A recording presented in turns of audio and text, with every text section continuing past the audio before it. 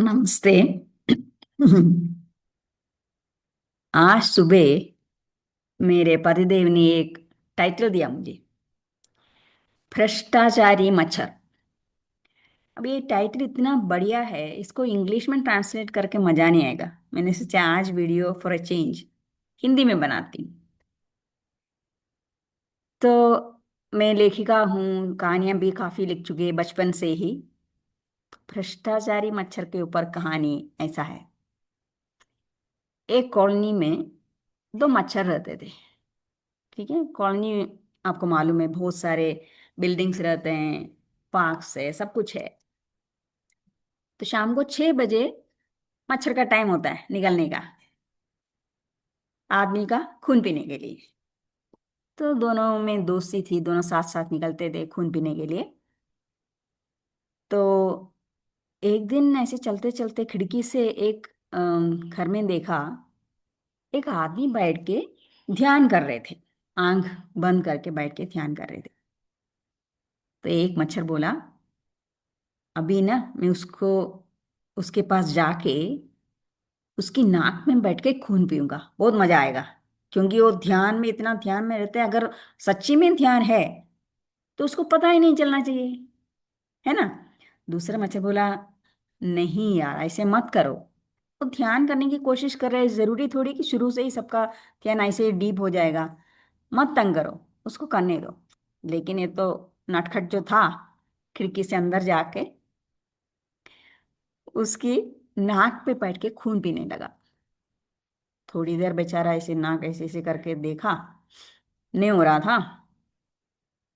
तो सर ऐसे जोर से हिलाया, तो नेचुरली मच्छर निकल के भागा। और दोस्त को बोला, देखो देखो मैंने उसका जो ध्यान कर रहा था उसमें मैंने भंग डाल दिया। बहुत खुश हो गया। दूसरा बोला, इसमें हंसने की और खुश होने की क्या बात है?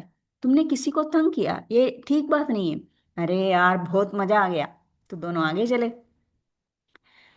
तो किसी के पास दूसरे घर से बहुत अच्छा खाने की खुशबू आ रहा था। तो उधर कुछ बर्थडे पार्टी चल रही थी।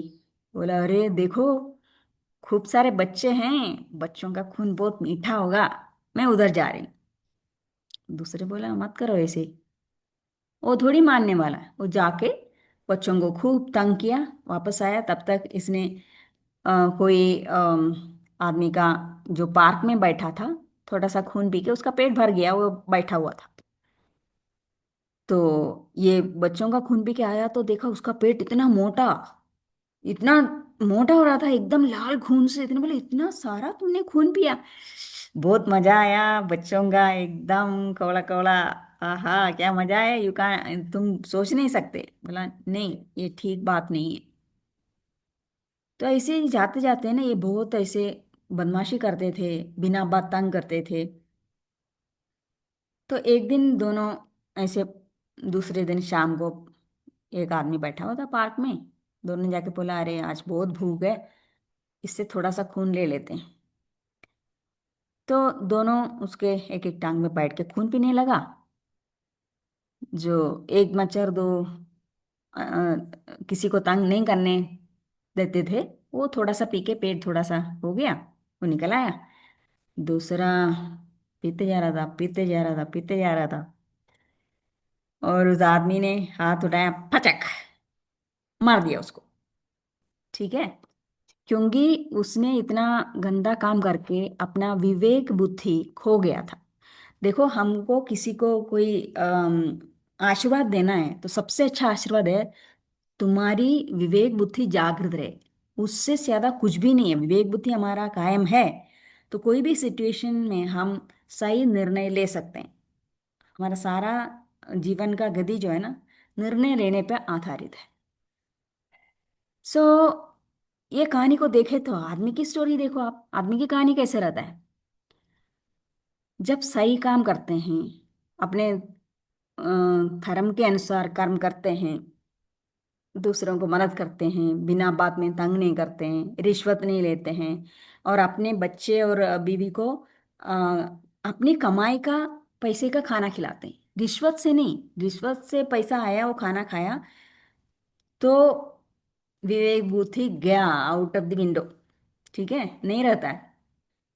तो जब विवेक बुद्धि जाते हैं तो कुछ बीमार पड़े तो सही डिसीजन नहीं ले पाते, पूरा ब्लाइंड फेथ एलोपैथी करके सारा दवाई जिंदगी भर के लिए लेते हैं, फिर उसका साइड इफेक्ट्स होता है, ये सब आगे बढ़ता है।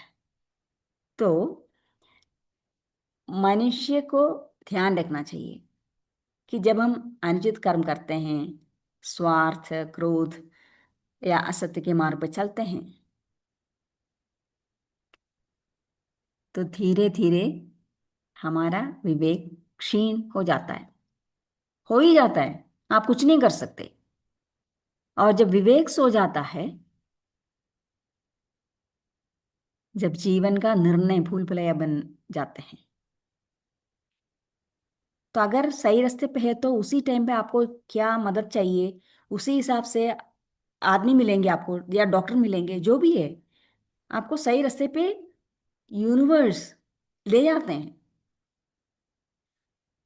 और जब निर्णय लेना बहुत मुश्किल हो जाता है, तो सृष्टि का झटका लगने लगता है, एक के बाद एक के बाद हमें जगाने की कोशिश करते हैं, हम जागते नहीं तो बार बार बार बार पिछले बार से ज्यादा सीवियर ऐसे होता रहता है। तो हमेशा हर क्षण सजग रहें, कोशिश करिए, अपने विवेक को जगाए रखें, यही हमारा सच्चा रक्षक है। ओके, नमस्ते, बाय।